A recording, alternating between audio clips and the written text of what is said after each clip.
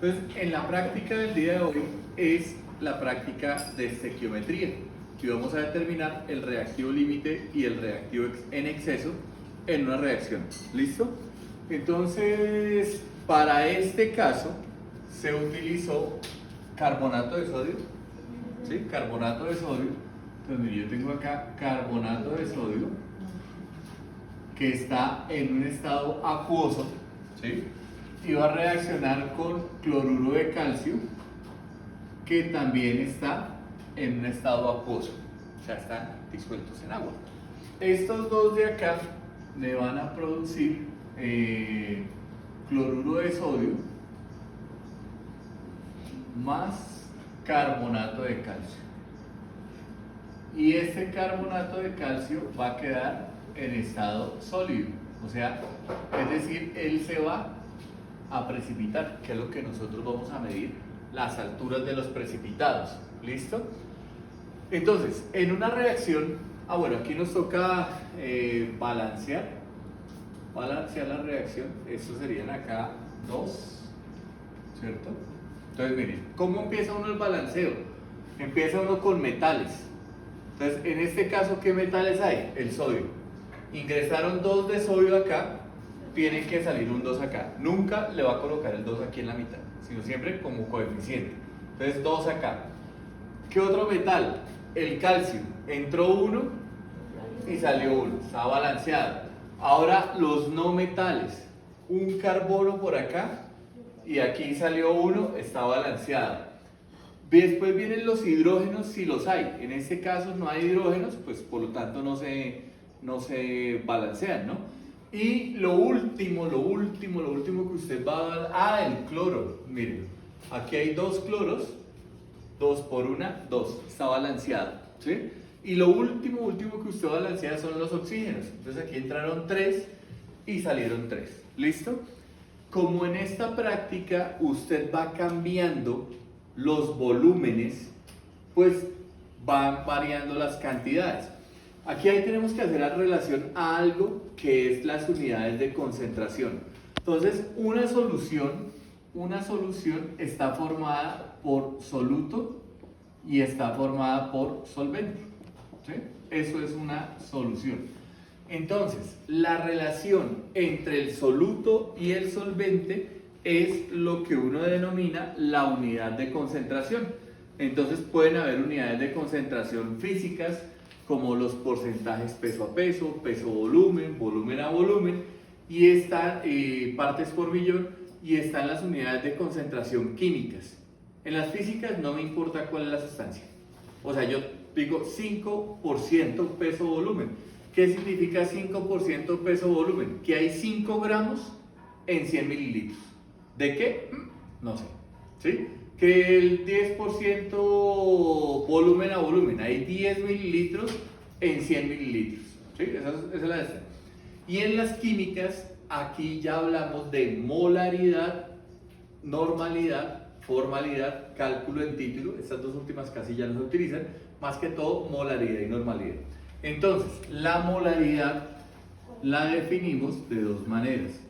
La molaridad se define como la cantidad de moles del soluto que hay por litro de solución. ¿Listo? Esa es una definición.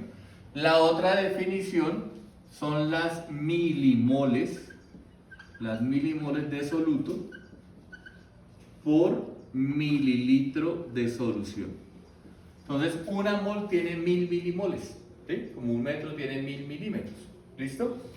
¿Saben cómo se saca el peso molecular de una sustancia? ¿No? Entonces voy a explicarles dos casitos. Por ejemplo, el caso del carbonato de sodio. Para sacar el peso molar del carbonato de sodio. Entonces, miren, tengo yo acá que para este caso del sodio, ¿cuántas moles de sodio hay?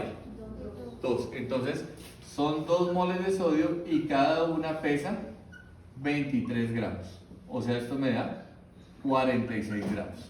¿Sí? Tengo una mol de carbono. Entonces, una mol por 12. Entonces, esto me pesará 12 gramos. ¿Sí? Y 3 moles de oxígeno. Entonces, acá son 3 moles de oxígeno y cada una pesa 16 gramos, entonces esto me dará 48 gramos. Cuando yo sumo todos estos pesos de acá, pues 10, 16, va una, 5, 6 y 4, 100. Entonces, este es el peso, el peso molar. Molar, ¿listo? Entonces, una mol de carbonato de sodio pesa 106 gramos, ¿listo? Eso es para que lo tengan en cuenta. Y así se hace con todas las otras sustancias, ¿listo? Entonces, en la primera parte nos dice de la guía, en la primera parte que tenemos que hacer es tomar los volúmenes que ya lo hicieron, ¿cierto? Hacer la gráfica, que esa la explicamos con lo del simulador, ¿cierto? Y nos dice, determine el punto de equivalencia a partir de lo observado en la gráfica anterior. Ya saben ustedes cómo se hace, ¿cierto?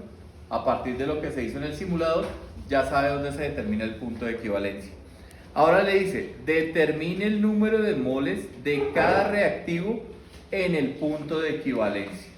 ¿Listo? Sabiendo que moles es igual a volumen por litro. Entonces, miren, me piden el número de moles. Entonces, si yo sé que la molaridad son moles por litro, ¿sí? Me están pidiendo el número de moles. Entonces, lo que hago acá, que tomo la molaridad por el volumen en litros y me da el número de moles. ¿Listo? ¿Qué pasa exactamente en el punto de equivalencia? Las cantidades de este son iguales a las cantidades de ese. Ese es el punto de equivalencia, cuando las dos cantidades coinciden. En algún momento después, la cantidad de este subirá, la cantidad de este bajará. O podrá ser así. ¿Listo? Entonces vamos a suponer que nos dio en el tubo número 5. Vamos a suponer que nos dio en el tubo número 5, ¿listo? Entonces por eso lo apunto yo acá. Tubo número 5. ¿Y de dónde saco yo este punto de equivalencia? De la gráfica. ¿Listo? Entonces yo sé que es el número 5 porque ya lo observé en la gráfica. ¿Listo? Entonces en el tubo número 5, ¿qué pasó? Tomé 5 mililitros de este, ¿cierto? Y tomé 5 mililitros de este. ¿Sí? ¿Se entiende hasta ahí? Listo. ¿Qué concentración tiene este carbonato de sodio? Este tiene una concentración de 0,8 molar. Lo mismo que este de acá tiene una concentración de 0,8 molar. ¿Listo? Entonces, gracias. Entonces, tengo acá, me dicen, determine las moles en el punto de equivalencia. Pues sencillo, voy a determinar las moles del carbonato de sodio. Mire que aquí está en mililitros, ¿cierto? Para el caso de la guía, ¿qué nos piden hacer? Pasarla a litros.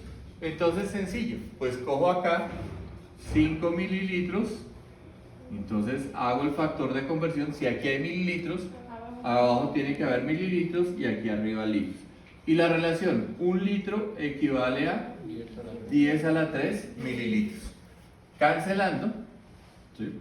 Entonces nos queda 5 por 10 a la menos 3 litros.